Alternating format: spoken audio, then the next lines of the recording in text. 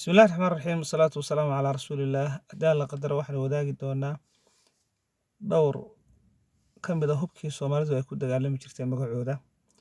Kow Garmaqaate waxa uu ahaa qori labada afba ka qoran, xaggana af ku leh xaggan kalena af ku leh, oo ninku intuu bartanka uu qabsado hore iyo gadaalba uu ugu diriro.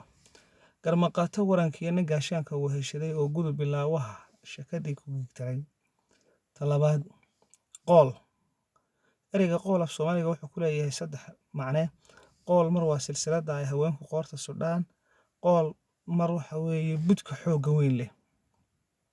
Sayid Maxamed qoolku la kacay ama hubku qaatay isna wuxuu qalboobtamay kolkii layna quursaday. Ereyga u dambeeya waa Abutaaloog. Abutaaloog waxa uu ka mid ahaa warmihii lagu dagaalami jiray, waxaana u samaysnaa qaab caynkaas ah. Waad mahadsantihiin.